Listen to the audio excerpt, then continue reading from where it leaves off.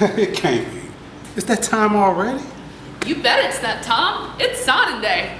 Oh, Neely Grantham, TRA softball superstar. I knew you always gonna have a signing day. But. Yep, it's class of 2025. It's time for us to secure our college futures.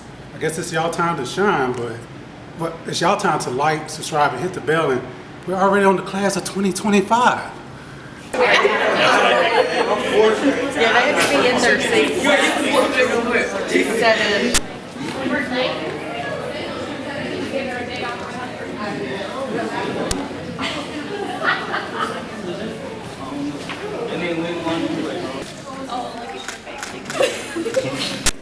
Hi, it's Thomas Ellis Jr. here with another signing day. We're on the campus of Brighton. Miss J, you're heading out to Dyersburg State.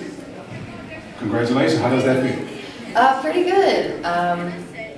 Honestly, last year I wasn't really expecting to go to college for soccer. I was kind of hoping to go to UT Chat, but this year, honestly, it was just such an amazing year with these girls that I realized that I was quite ready to be done. So the little 3-year-old girl that discovered the game, thought maybe she was done with it, rediscovered her love for it. What flipped it for you?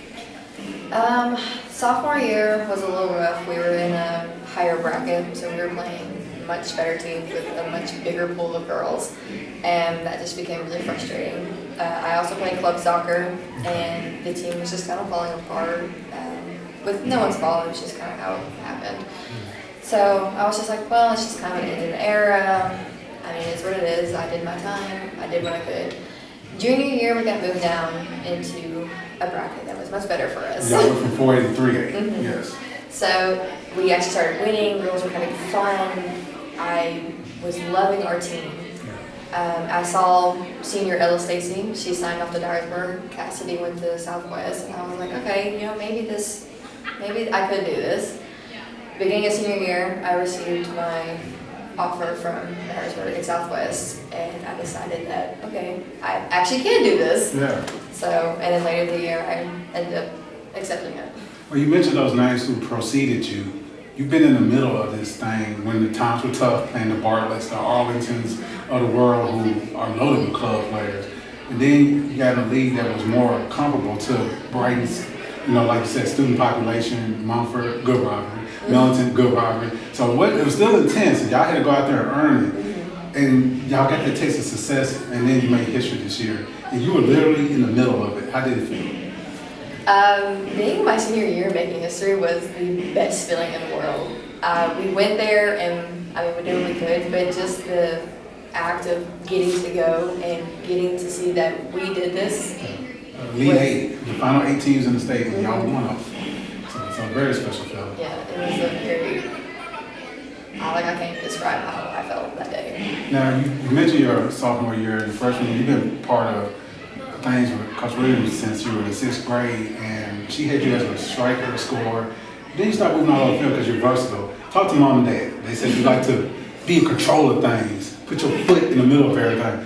So you sacrificed all that scoring to play defense and move to midfield. Talk about why you made that sacrifice. Goal scoring is, obviously it's really cool to see, I got 20 goals in a season, but I don't know, I kind of like to more make the plays. Being the person who moves it from left to right, up to down, forward, back, that's just more fun for me.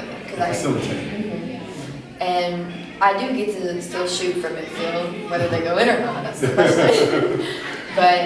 And seeing the other girls' faces light up, especially if it's someone who normally doesn't score or someone who maybe was just trying to reach a specific goal of them, it's just a lot more fun for me to watch them be happy because I'm happy if they're happy. But today is your validation. You are heading to the next level. Coach Loveshore, his program, growing program. How does it feel that you were still wanted and desired, although you sacrificed the numbers for the betterment of the team?